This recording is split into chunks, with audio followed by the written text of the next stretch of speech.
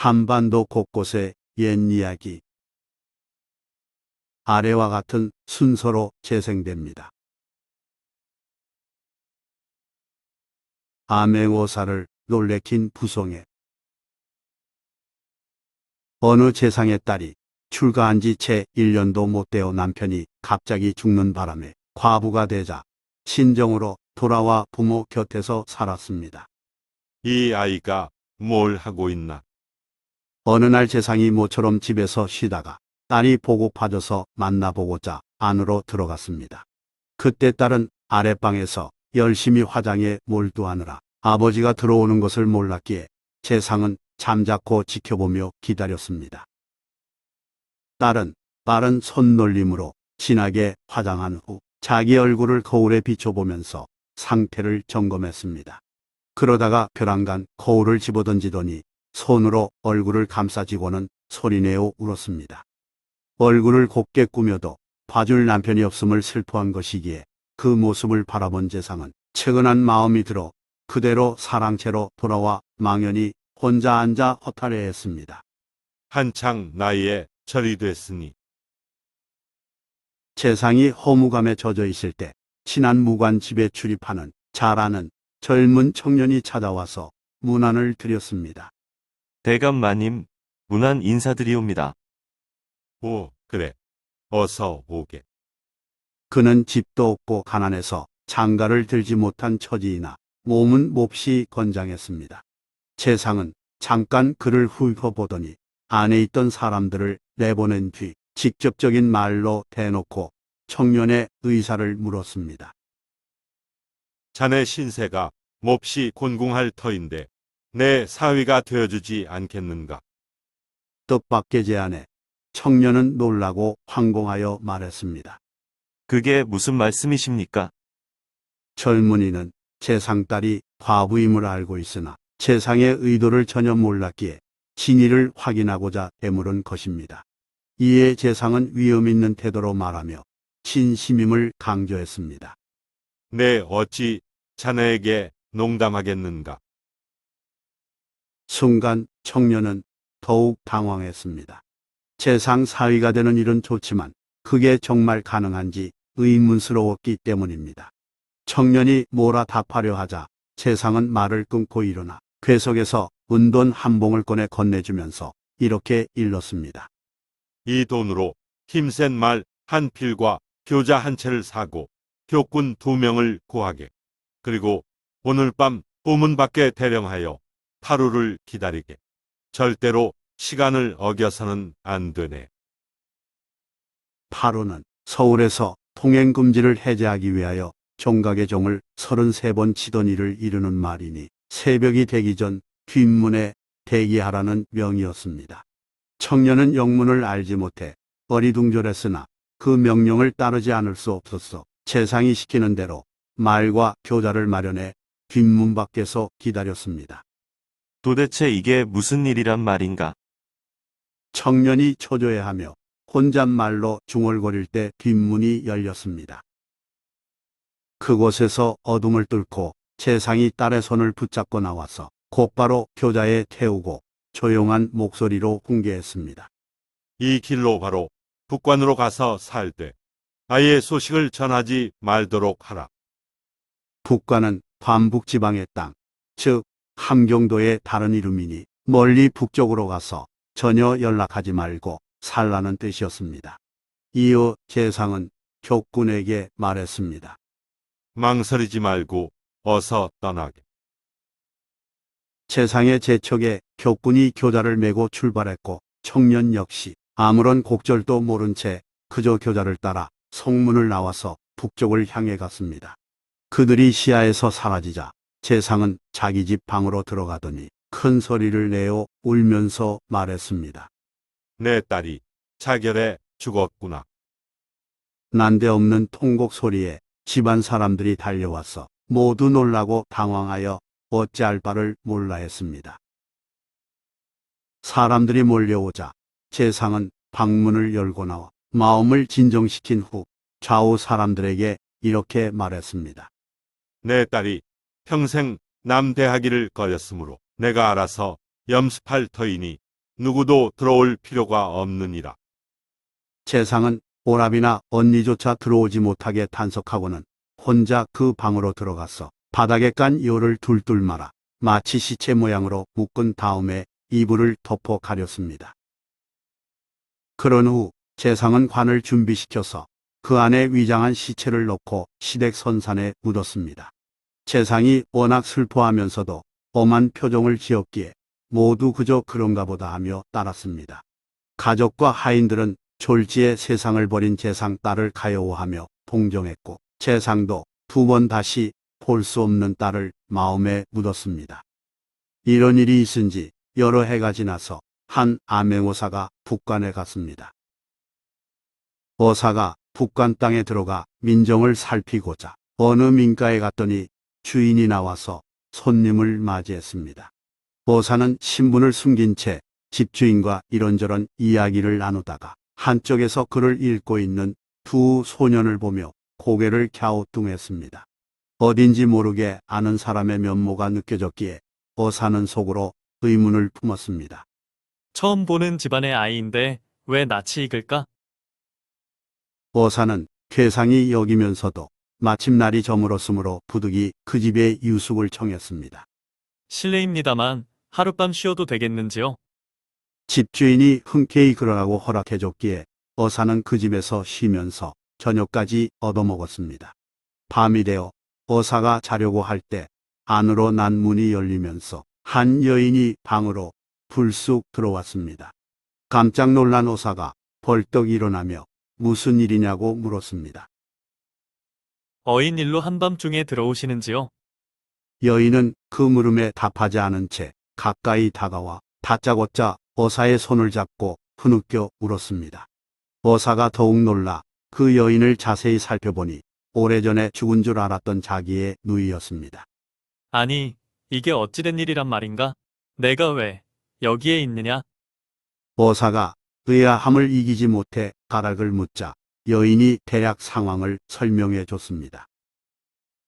아버님 말씀에 따라 북쪽으로 와서 여기에 살게 되었고 새 남편과 두 아들을 낳았으며 낮에 글 읽었던 아이들이 바로 그들이라고 여인이 울면서 말했습니다. 어사는 말문이 막혀 한참 동안 말을 못하다가 이윽고 그동안 막혔던 보물을 풀었습니다. 그래도 우연히 너를 다시 만나 더없이 기쁘구나. 두 사람은 미처 나누지 못한 말과 쌓인 이야기로 밤을 새웠습니다. 새벽이 되자 어사는 누이와 작별 인사를 나누고 그 집을 떠났으며 호곱지겁 한양으로 돌아가 임금에게 복명한 뒤에 자기 집으로 가서 기쁜 마음으로 아버지와 마주 앉았습니다. 때마침 좌우에 아무도 없었으므로 어사 임무를 수행하고 돌아온 아들이 아버지의 눈치를 살피며 조용히 입을 열었습니다. 제가 이번에 공무로 북관에 갔다가 괴이한 일을 당했습니다.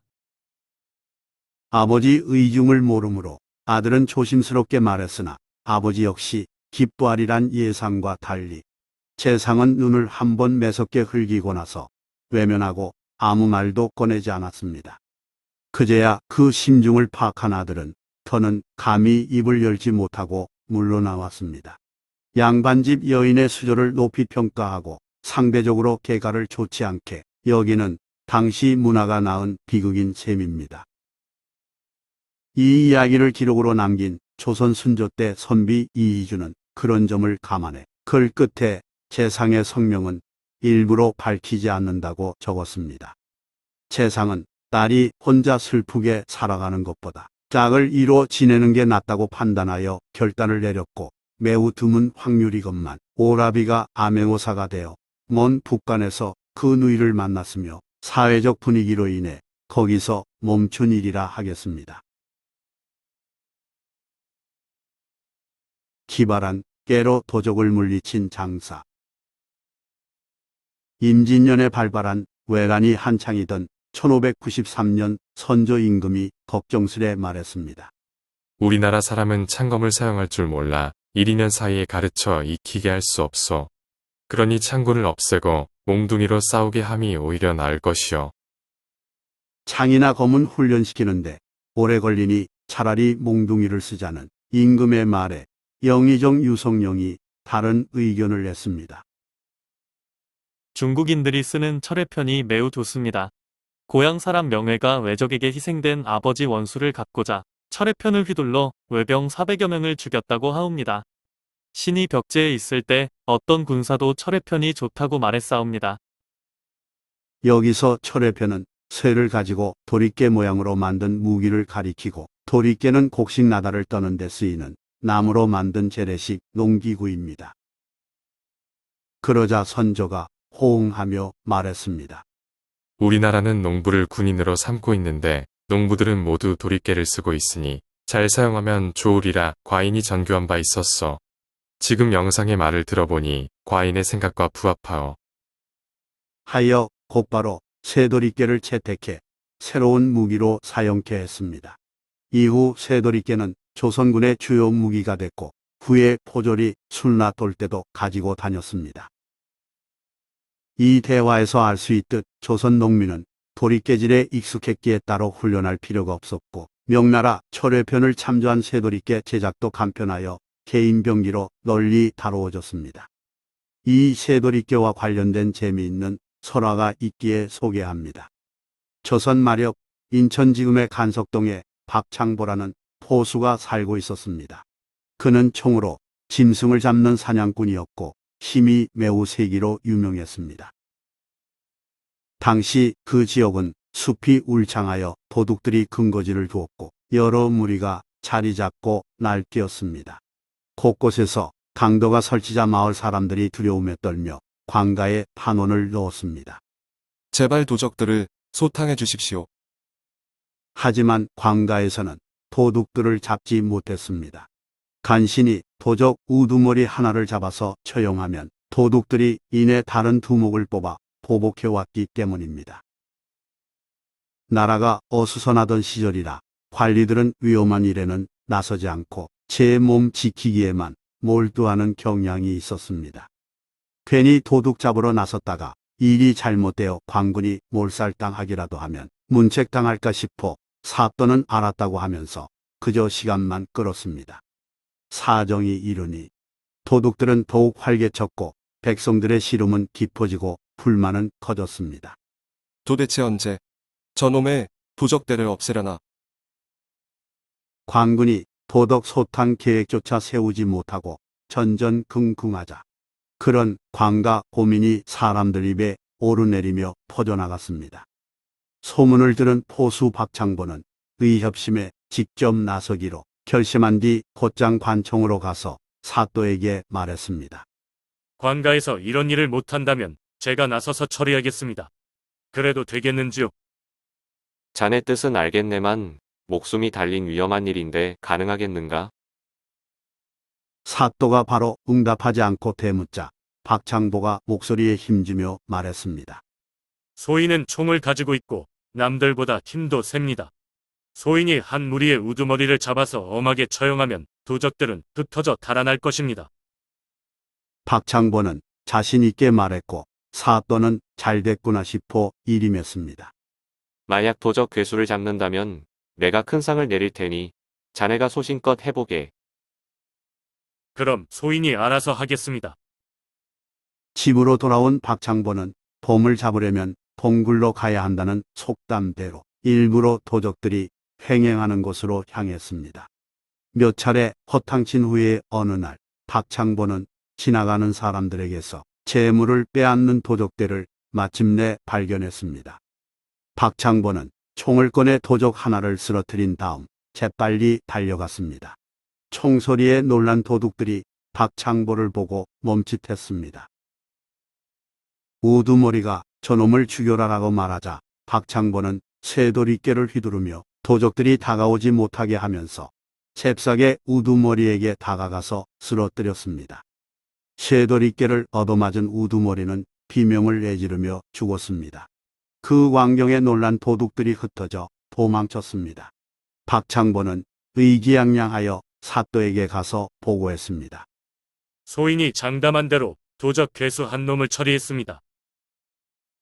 정말 대단하구먼. 수고했네. 네, 옷 다시 부를 테니 일단 가서 쉬시게. 박창보는 집으로 가서 모처럼 느긋하게 드러누웠습니다. 한편 그 시각 우두머리를 잃은 도적무리는 소굴에서 모여 대책을 논의했습니다. 그대로 가만히 있으면 관군이 쳐들어와 자신들 입지가 어려워지리라 판단한 도적무리는 보복을 결정했습니다. 우리를 건드리지 못하게 하려면 그 놈을 응징해야 해. 도적들은 날이 저물기를 기다렸다가 그날 밤에 움직였습니다. 달빛만 은은할 뿐 사방이 컴컴한 밤이 되자 도적들은 저마다 손에 하나씩 흉기를 들고 박창보 집 앞으로 갔습니다. 도적들은 대문을 열고 마당으로 들어가 박창보를 불렀습니다. 박창보 내놈이 여기 살고 있음을 알고 왔으니 어서 속히 나오거라. 난데없는 도적대 등장에 놀란 가족들은 공포에 질려 몸을 떨며 방문을 잠갔습니다. 예상치 못한 습격을 당한 박창보도 쓸데없이 일을 저질렀다고 후회하며 두려워했습니다. 한두 명이라면 모를까. 머릿수가 너무 많으니 혼자서는 도저히 당하기 힘들겠군. 그렇지만 박창보는 정면 돌파를 선택하며 어찌 난국을 타개할지 궁리했습니다. 태연한 얼굴로 어떻게 하면 도적들을 물리칠까 생각하던 박창보는 뭔가 꾀가 떠오른 듯 잠시 후 부인에게 옷을 빌려달라고 말했습니다. 박창보는 급히 치마 저고리로 갈아입고 상투를 풀어 머리 뒤로 묶었습니다. 이렇게 여자처럼 꾸민 박창보는 새도리깨를 집어들고서 방문을 열고 마당으로 나가 도적 무리 속으로 뛰어들었습니다. 그러면서 여장한 박창보가 억센 힘으로 새도리깨를 마구 휘두르니 그걸 미처 피하지 못하고 얻어맞은 도둑은 힘 한 번 못 쓰고 피투성이가 되어 나가 떨어졌습니다. 머리수를 믿고 방심하다 수세에 몰린 도적들이 어둠 속에서 상대를 재차 자세히 살펴보니 치마 입은 여자가 틀림없었습니다. 게다가 새도리깨를 휘두르는 힘이 어찌나 센지 휙휙 소리가 매서웠습니다. 당황하여 웅성거리던 도적 중 누군가가 말했습니다. 아니 이 집안은 산삼 뿌리만 먹고 사나. 여자까지 이리 힘이 세니 온 가족이 나와서 덤비면 오히려 우리가 위험하겠어. 도적 하나가 겁을 먹고 그곳에서 달아나자 진열은 흩어졌고 나머지도 걸음아 날 살려라 하고 도망쳤습니다. 나중에 보니 이 싸움에서 새도리깨에 맞아 죽고 나동그라진 도둑이 10명이나 됐습니다. 이렇듯 크게 혼이나 도망친 도적 잔당들은 그 뒤 박창보 집에 얼씬하지 않았으며 결국 이리저리 흩어졌고 그리하여 그곳 도적 문제는 해결됐다고 합니다. 박창보는 우연치 않게 이목울란 때도 활약했습니다. 일본 공사하나부사 요시모토는 이목울란이 발생하자 인천을 거쳐 일본으로 도망하였습니다. 이 과정에서 인천 여러 곳에 그 흔적을 남겼는데 그가 서울에서 인천 문학동으로 도망치던 때 일입니다. 그 무렵 장자골에 사는 최춘택이 이들 외병의 총 15자루를 빼앗았고 외병들이 그 최춘택을 잡기 위해 뒤쫓았습니다. 마침 그때 이 광경을 목격한 박창보가 비호같이 몸을 날려 지붕 위로 올라갔습니다.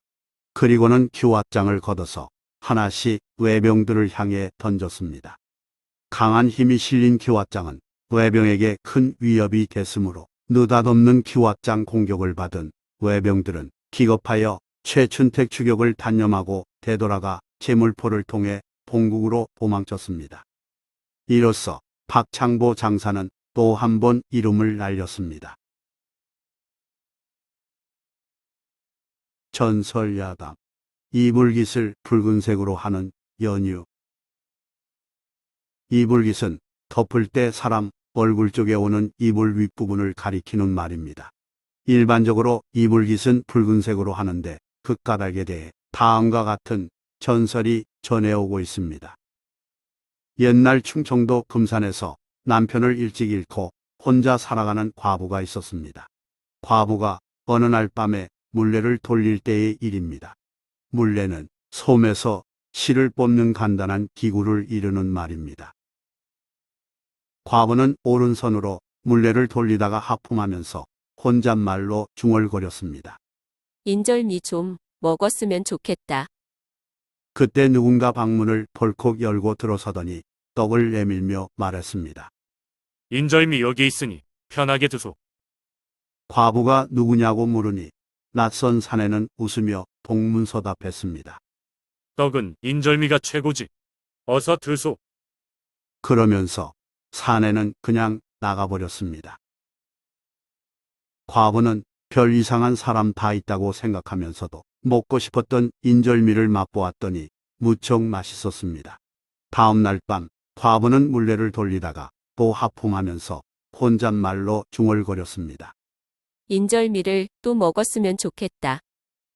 그 말이 끝나기 무섭게 방문이 벌컥 열리더니 어젯밤 찾아왔던 사내가 들어오면서 말했습니다. 인절미 여기 있으니 편하게 드소. 과부는 놀라긴 했지만 간밤에 한 번 본 얼굴이라 차분히 물었습니다. 댁은 위신데 멋대로 들어오나요? 사내는 이번에도 웃으면서 동문서답했습니다. 떡은 인절미가 최고지. 어서 드소. 그리고는 다시 또 방을 나가려 했습니다. 이때 과부가 불러 세우며 재차 물었습니다. 잠깐만요. 왜 나한테 인절미를 주는 건가요? 그 말에 사내는 씩 웃으며 말했습니다. 떡은 인절미가 최고지. 어서 드소. 과부가 어이없어 하자 사내가 물었습니다. 달리 원하는 것 있으면 말해보소. 이에 과부는 농반, 진반으로 말했습니다. 작은 밭이라도 살만한 금덩이나 하나 있으면 좋겠네요. 사내는 눈을 꿈벅하더니 고개를 끄덕이며 밖으로 나갔습니다. 과부는 혹시나 하며 기다렸으나 사내는 그날 돌아오지 않았습니다. 이튿날 밤 과부는 물레를 돌리면서 자신도 모르게 이틀 연속으로 본 사내를 기다렸습니다. 사내는 기대를 저버리지 않고 방문을 벌컥 열고 들어오더니 과부에게 금덩이 하나를 던져줬습니다. 이게 뭔가요? 정말로 내게 주는 건가요? 그러자 사내가 동문서답했습니다. 떡은 인절미가 최고지.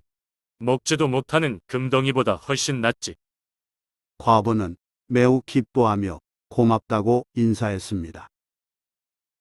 그렇게 해서 두 사람은 가까워졌고 며칠 후부터는 잠자리를 함께 했습니다. 사내는 밤마다 과부 집에 올 때마다 금덩이 하나를 가져왔고 덕분에 과부는 더 이상 물레를 돌리지 않아도 될 정도로 부자가 됐습니다. 그러던 어느 날 과부는 오랜만에 만난 친구로부터 얼굴이 노랗다는 말을 들었습니다. 어디 아프나? 혈색이 왜 그래? 꼭 도깨비에 홀린 것처럼 보여. 뭐라고? 친구는 어떻게 부자가 됐냐면서 과부에게 그동안 무슨 일이 있었냐고 물었습니다. 과부가 그간 있었던 일을 말하자 친구는 아무래도 그 사내는 도깨비 같다고 말하면서 조심하라고 충고했습니다. 친구가 돌아간 뒤 과부가 거울을 보니 어느 사이 얼굴색이 노랗게 변해 있었습니다. 그제야 과부는 사내의 정체에 대해 궁금증을 품었습니다. 사내와 관계를 가질 때 서늘한 느낌이 든 것도 이상했고 어디서 금덩이를 구해오는지도 의문이었습니다. 왠지 몸의 전기를 뺏기는 기분이 들었고 이러다가 죽지 않을까 하는 걱정도 됐습니다. 하여 과부는 그날 밤 그 사내가 찾아왔을 때 지나가는 듯한 말투로 물었습니다. 당신은 이 세상에서 무서운 게 있나요? 뜨거운 불이 무섭지. 나머지는 상관없다오. 이튿날 저녁이 되자 과부는 마당에 불을 피워 놓았고 방에도 화로에 숯불을 담아 놓았습니다. 그로부터 얼마 지나지 않아 방문 밖에서 비명이 들리더니 사내가 당황해하며 비난하는 소리가 들렸습니다. 괘씸하구나. 응, 그래 두고 보자. 그 말이 끝난 후 밖에서 영차 영차 소리가 계속 들렸습니다. 과부는 궁금했지만 무서워서 내다보지 못했습니다. 이윽고 동이 트고 새벽닭이 울자 밖이 조용해졌기에 뜬 눈으로 밤을 새운 과부가 방문을 열고 나가봤습니다. 대문 밖으로 돌멩이가 군데군데 보이기에 고개를 갸웃하며 따라가 보니 근처 밭에 돌멩이가 가득 쌓여 있었습니다. 도깨비로 추정되는 사내가 심술나서 밤새 돌을 날라 과부의 밭을 엉망으로 만든 것이었습니다. 아이고, 이게 뭐야? 이걸 언제 치우나? 도깨비 사내의 복수에 겁먹은 과부는 밤에 또 찾아올까봐 대응책을 고심했습니다. 그래, 그렇게 하면 문제 없을 거야. 과부는 급히 이불을 꺼내서 불을 상징하는 붉은 깃을 달았습니다. 그렇게 하면 도깨비가 이불로 들어오려다가 놀라서 도망가리라 여겼기 때문입니다. 그날 밤 과부의 예상대로 방문을 벌컥 열고 들어선 사내는 빨간 이불깃을 보고 놀라 도망쳤습니다. 괘씸하구나. 정말 상종 못할 인간이로다. 그래도 이튿날 밤이 되자 과부는 두려워하며 조심스레 밤을 보냈고 도깨비 사내는 2번 다시 찾아오지 않았습니다. 빨간 이불깃이 강력하네. 이후 과부는 안심하고 잤습니다. 이 이야기를 전해들은 다른 사람들도 이불깃을 붉은색으로 했고 이런 문화는 점차 전국으로 퍼졌다고 합니다. 사실 이불깃은 다른 곳보다 때가 잘 타는 것이므로 진한 색깔 천으로 덧대게 됐습니다. 그런데 우리 선조들은 이왕이면 이불깃을 붉은색으로 하여 부정함을 물리치면서 더불어 생명력을 강조한 것입니다. 비슷한 맥락에서 전염병이 돌면 사람들이 붉은 옷을 입거나 마을 입구에 장대를 세우고 붉은 옷을 걸어놓는 풍습이 있었습니다.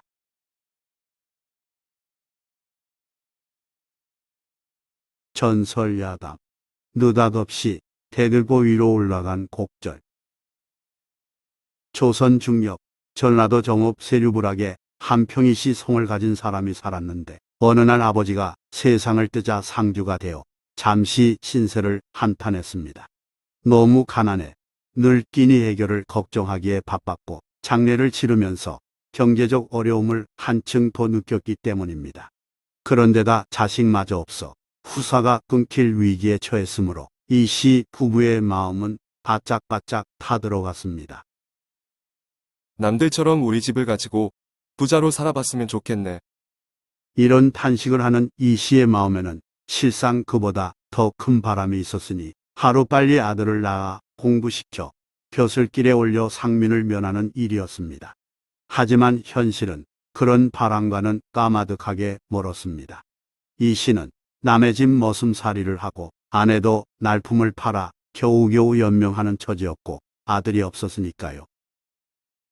그렇지만 인성이 맑고 부지런한 이 씨 부부는 좌절하지 않은 채 의욕적으로 세상을 살았고 이 씨 아내는 하루의 일을 마치고 돌아오면 저녁을 먹은 후 가까운 절에 들러서 부처님 앞에 엎드려 간절한 마음으로 지성을 드렸습니다. 부처님, 항상 건강하게 부자로 지내고 뛰어난 아들을 낳아 양반으로 살게 해주소서. 이러는 가운데 이 씨 아내는 태기를 느꼈습니다. 여보, 아이가 생겼나 봐요. 아내의 말에 이 씨는 삘듯이 기뻐하며 만약 아들을 낳으면 어떻게 해서든 훌륭한 아이로 키우겠노라 굳게 다짐했습니다. 그 후 이 씨 부부는 그리던 아들을 얻었습니다. 그로부터 얼마 지나지 않은 어느 날 밤 하늘에서 청룡이 내려오기에 이 씨가 2팔로 용을 껴안으니 그대로 하늘로 올라갔습니다. 이 씨는 놀라서 탄성을 지르다가 잠에서 깼습니다. 꿈이었습니다. 하도 생생하기에 이 씨는 곁에 누워있는 아내를 깨워 그 내용을 말했습니다. 틀림없이 계몽이네요. 옛말에 용을 타고 하늘에 오르면 과거에 합격하거나 큰 재산을 얻는다고 했잖아요. 소원을 성취하리라는 예언일 테니 우리 바람이 이루어질 때까지 절대로 입 밖에 내지 맙시다. 그래요. 청룡을 타고 나는 것은 필연코 좋은 꿈이니 그게 좋겠어요. 이 씨는 꿈꾸고 깬 뒤 잠이 오지 않아 내내 뒤척이는 가운데 그 어느 때보다 밝은 아침을 맞았습니다.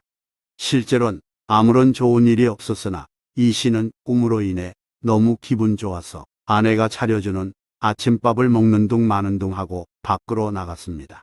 아직 3년상이 끝나지 않았으므로 이 씨가 입은 상복자락이 바람에 날렸고 들뜬 이 씨는 어디론가 홀홀 날아가고 싶었습니다. 이 씨는 발걸음이 놓이는 대로 무턱대고 앞으로 걸었습니다. 그렇게 한참 걷다 보니 건넌 마을 삼리부락에 이르렀고 마을 한가운데를 지나는 중 마침 상량을 올리고 있는 새 집이 눈에 띄었습니다. 상량은 목조 건물 골격이 거의 완성된 단계에서 대들보 위에 대공을 세운 후 마룻대를 올리는 일이고 이때 공사 기록과 그 집에 살게 될 사람의 복을 비는 축원문이 적힌 상량문을 봉안합니다. 집주인으로서는 상징적으로 매우 중요한 시간이었는데 그걸 본 이 씨는 순간적으로 충동을 느끼고 그 집으로 달려가서 무조건 상량을 잡아 올라타고는 고래고래 소리를 질렀습니다. 이것은 내 집이다. 이것은 내 집이다. 이 씨는 제정신이 아니었습니다. 깜짝 놀란 주인 권 씨가 화내고 주위 사람들이 말려도 이 씨는 좀처럼 상량 위에서 내려오지 않았습니다. 미친 놈이구나. 화가 치민 주인이 몽둥이를 휘두르자 그제야 이 씨는 상량에서 내려와 도망쳤습니다. 간밤의 청룡 꿈을 길몽으로 여긴 상태에서 무슨 일이 일어나려니 생각하던 중 순간적으로 저지른 일이었습니다. 이 씨는 그렇다 치고 새 집 주인 권 씨 입장에서는 분통 터지는 일이었습니다. 경사스러운 날에 알지도 모르는 상주가 상량을 타고 자기 집이라고 고래고래 소리를 질렀으니까요. 분노한 새집 주인 권임성은 이 씨를 찾아가 부당한 일에 대해 따졌습니다.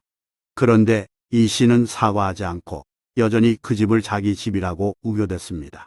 두 사람 사이에 말싸움이 벌어졌고 상량에서 소리 지르던 광경을 직접 본 사람들과 소문을 전해 들은 마을 사람들은 이 씨를 미쳤다고 여기며 웃었습니다.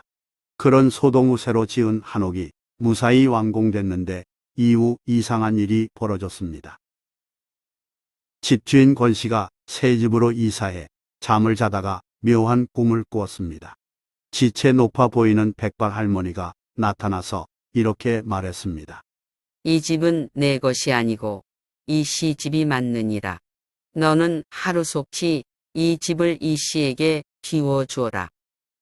무슨 말입니까? 이 집은 내 것입니다. 권 씨가 너무 억울해서 강하게 반박하다 깨면 꿈이었고 기이하게도 이런 꿈은 계속됐습니다. 이 집은 내 것이 아니니 어서 빨리 이 씨에게 비워주어라. 여러 날에 걸쳐 밤마다 꿈에서 할머니가 나타나 같은 말을 되풀이하고 사라졌습니다. 권 씨는 이해할 수도 없고 억울해서 여러 사람과 상의해봤지만 신통한 방법을 찾지 못했습니다. 도대체 어찌해야 한단 말인가? 애써 무시해도 밤마다 같은 꿈을 꾸니 나중에는 잠도 제대로 이루지 못했습니다. 밤마다 잠을 설치는 바람에 권 씨 몸은 나날이 야위어 갔습니다. 무려 3개월이 지나도록 악몽이 계속되자 권 씨는 가족과 의논하며 그 집을 이 씨에게 넘겨주기로 결심했습니다. 이러다 내가 죽게 생겼으니 꿈속의 백발 할미 말대로 합시다. 비교적 형편이 넉넉한 권 씨는 마침내 집을 이 씨에게 비워주고 다른 곳으로 이사했습니다. 당신이 이 집에서 사시오. 뭐라고요? 그게 정말인가요? 그렇다면 진심으로 고맙습니다.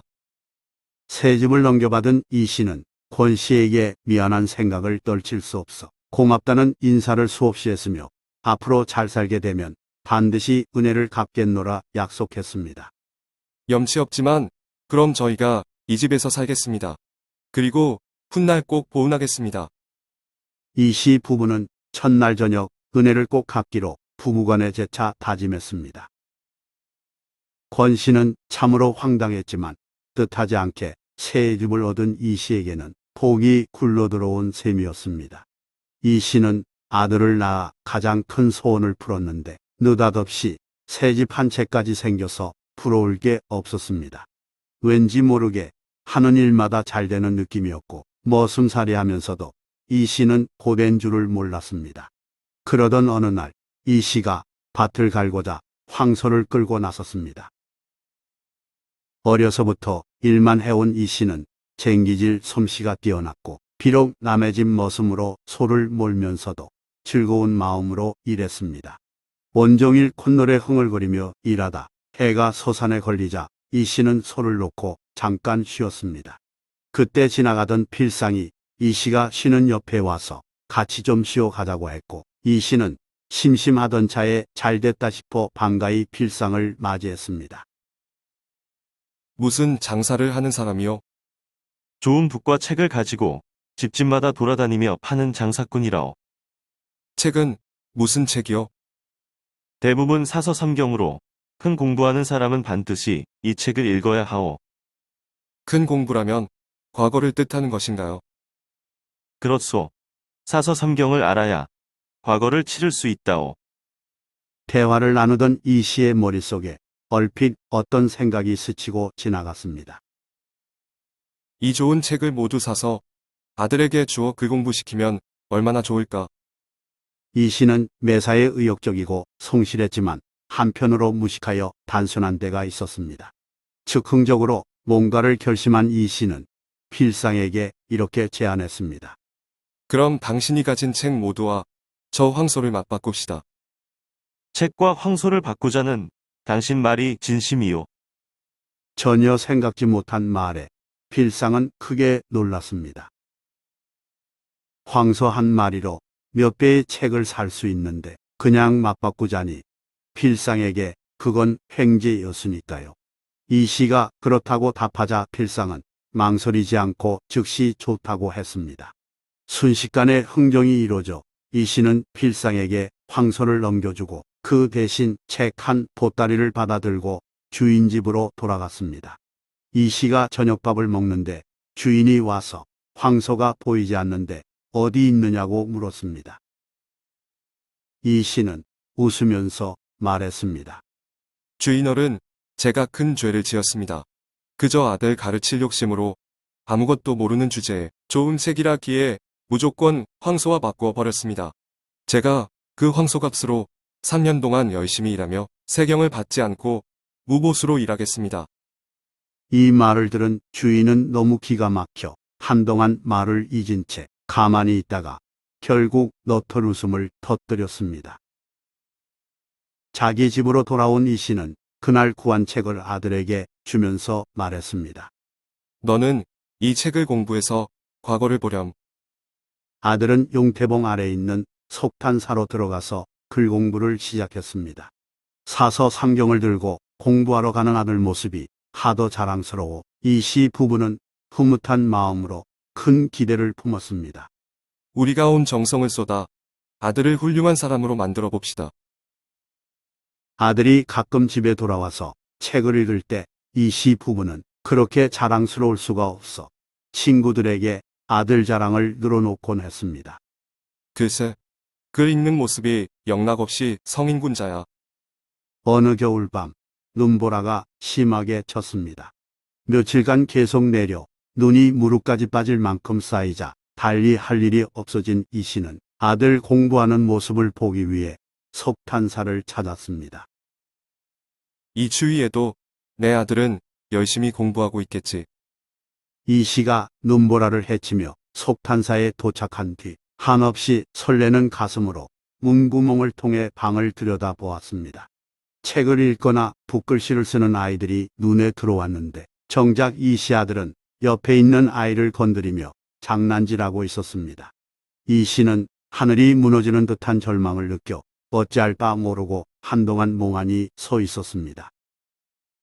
그러다 이 씨는 마루 밑토방 아래 엎드려 흐느꼈습니다. 토방은 방에 들어가는 문 앞에 좀 높이 평평하게 다진 흙바닥을 가리키는 말이며 그곳에서 이 씨는 긴 겨울밤을 꼼짝도 아니하고 엎드린 채 마냥 울었습니다. 새벽에 이 씨의 아들이 가장 먼저 밖에 나왔다가 토방에 엎드려 있는 사람을 발견하고 깜짝 놀라서 누구냐고 물었습니다. 당시 이 씨는 같은 말만 되풀이하고 있었습니다. 서방님 덕분에 양반 좀 듭시다. 제발 서방님 덕분에 양반 좀 듭시다. 여기서 서방님은 글방을 다니면서 글 공부만 하는 남자를 이르는 말이고 이 시는 밤새도록 그 말만 반복하고 있었습니다. 낯선 사람이 묻는 말에는 대답하지 않고 조금도 움직이지 않은 채 이상한 말만 중얼거리자 이상히 여긴 아들이 얼른 몸을 일으키니 자기 아버지였습니다. 잠깐의 침묵이 있은 뒤 그 자리에서 아버지와 아들은 부둥켜 안고 한없이 울었습니다.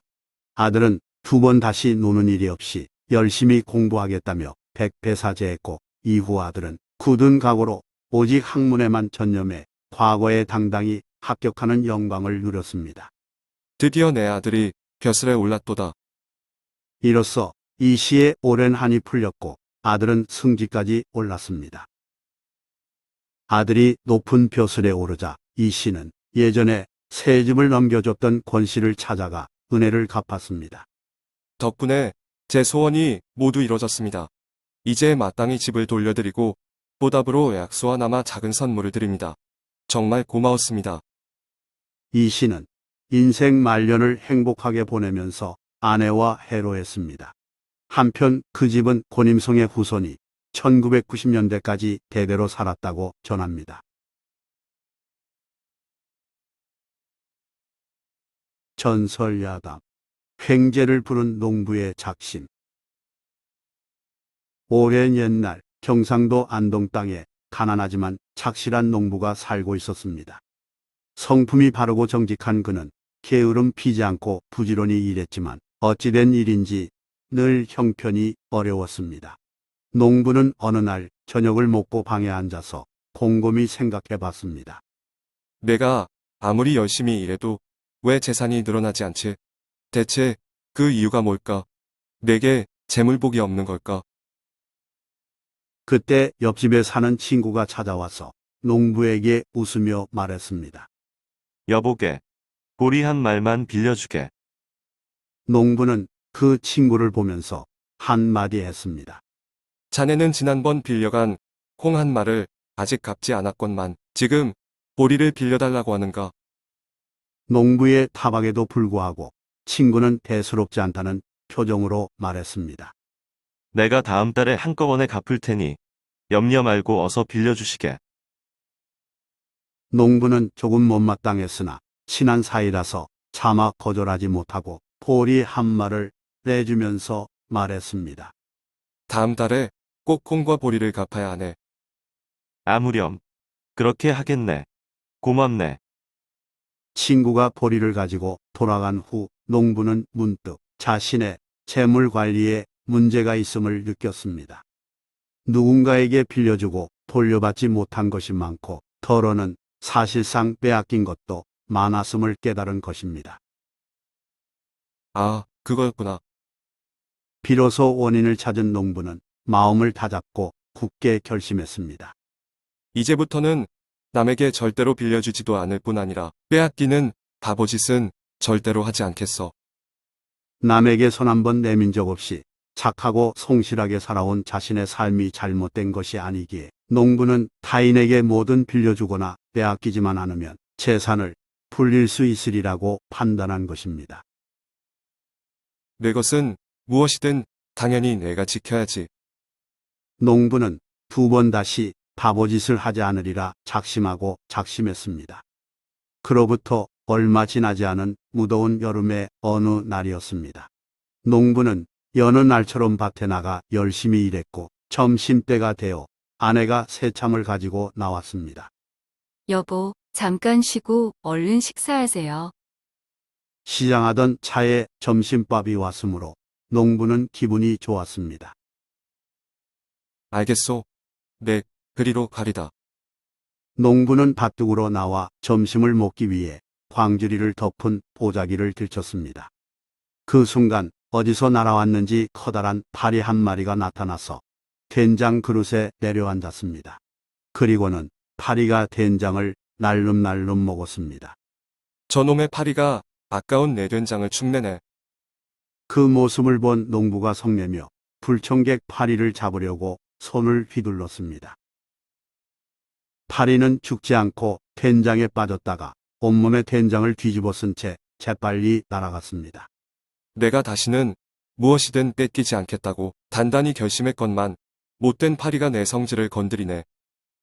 농부는 파리에게 빼앗긴 된장이 아깝기도 하고 부하가 취미로 파리를 쫓기 시작했습니다.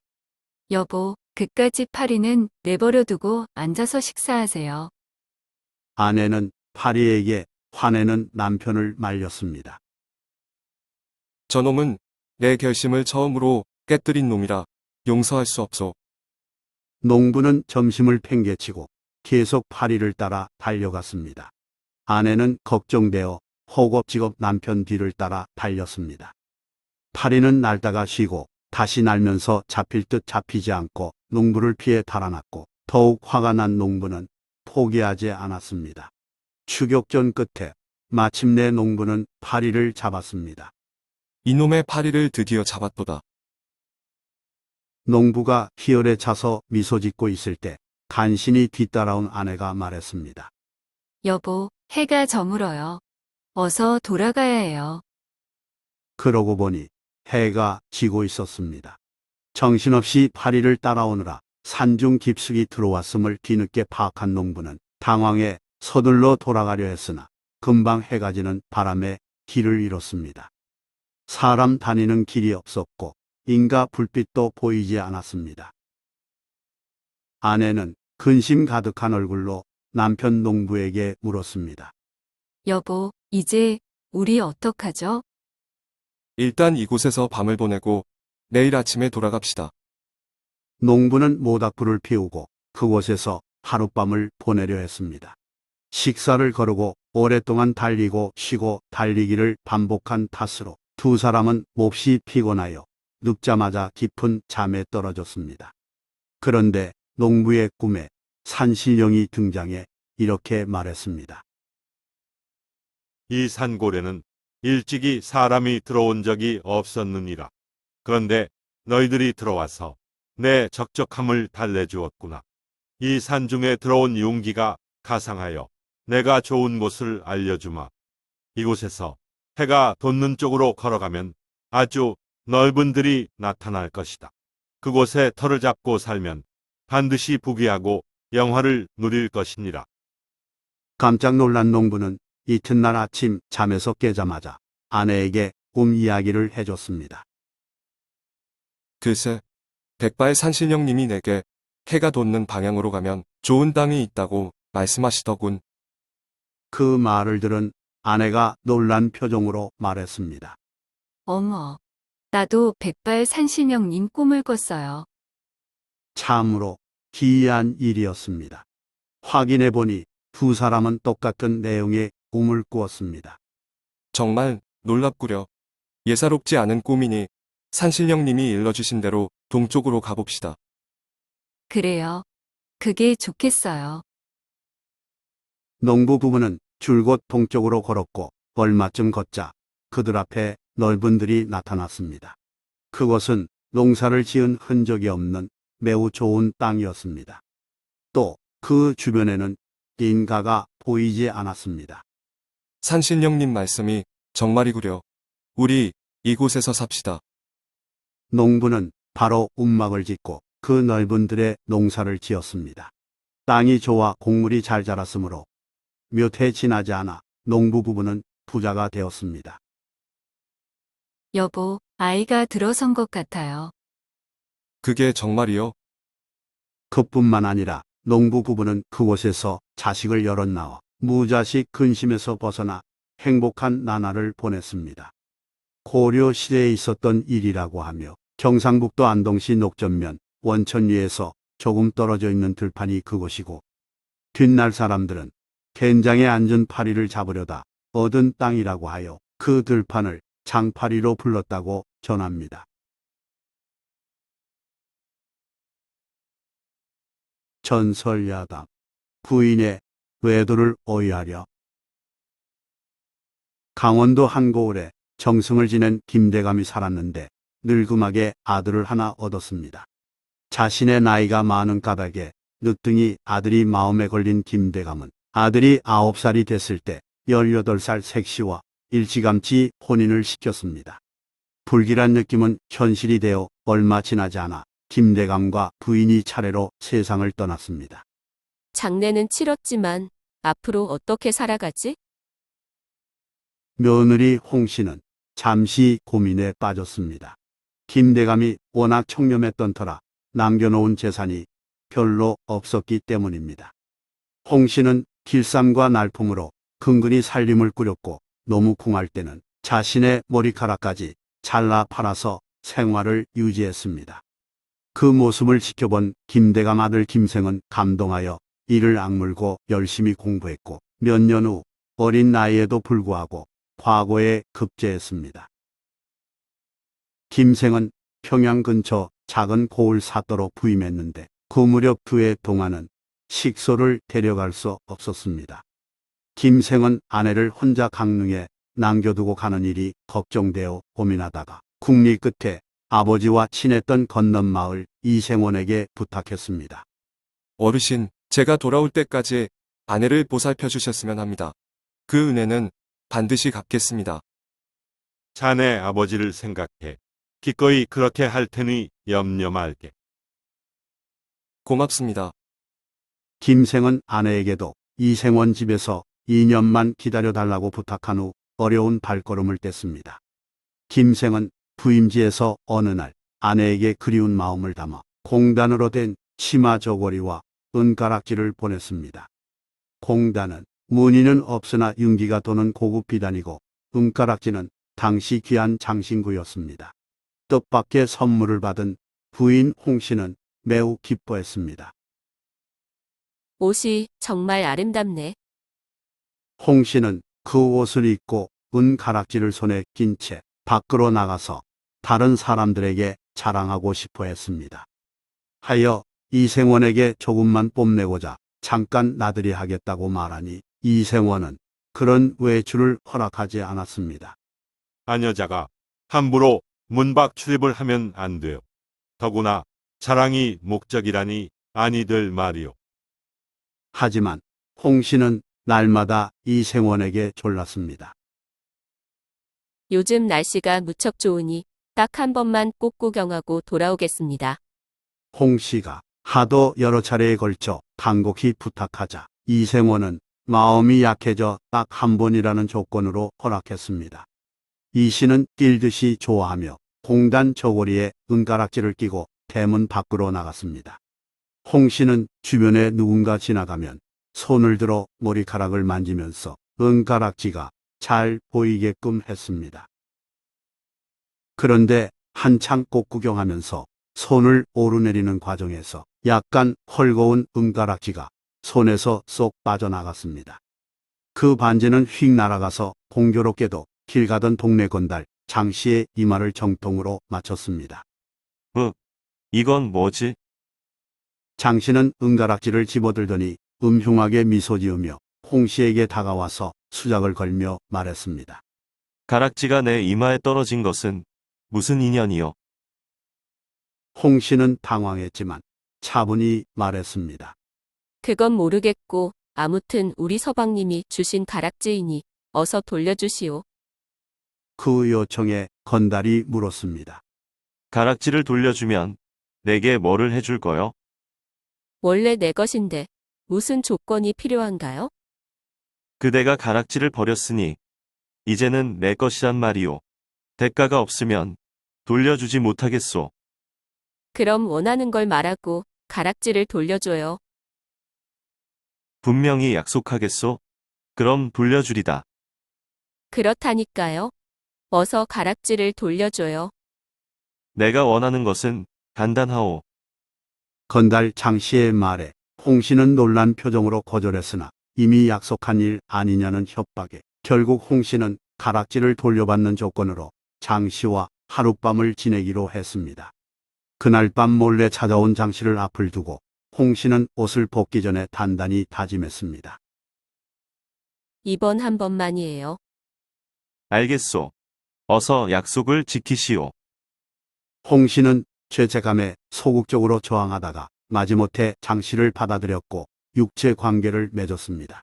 그런데 관계를 마친 후 장 씨가 음흉한 속내를 드러냈습니다. 닷새 뒤에 다시 올 테니 그리 아시오. 그게 무슨 말인가요? 단 한 번만이라고 약속했잖아요. 그건 이미 지난 말이고 이제 우리는 한 공동체라오. 그렇게는 못하겠어요. 앞으로 2번 다시 볼 생각하지 말아요. 정말 그렇게 생각하오. 그러면서 건달 장씨는 어차피 관계를 맺었으니 한 번이든 10번이든 회수에 의미가 없다면서 협조하지 않으면 사실을 까발리겠노라 협박했습니다.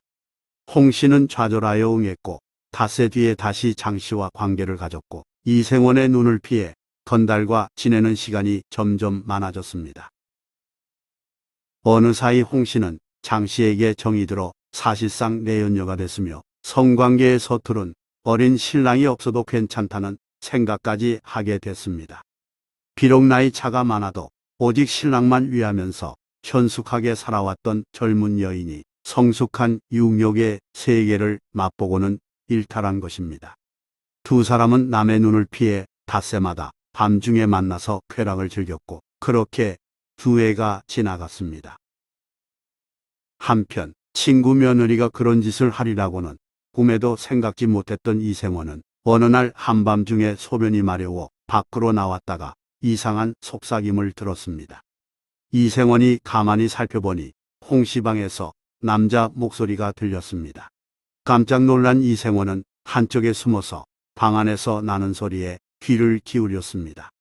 이때 그걸 모르는 홍씨가 장씨에게 걱정스럽게 말했습니다. 시아버지 제사가 아무 날이라 신랑이 올 텐데 어떻게 할 거야?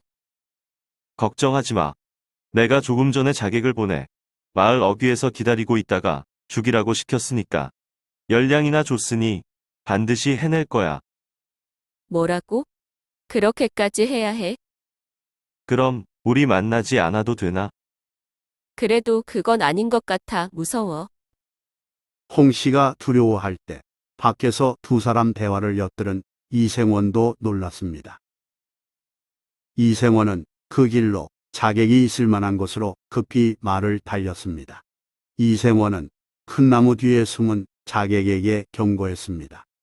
네 이놈, 너는 지금 장가놈의 말을 듣고 무슨 일을 하려느냐?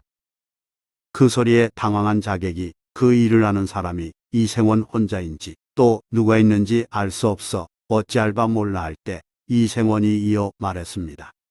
살고 싶거든 장가놈의 목을 베어라.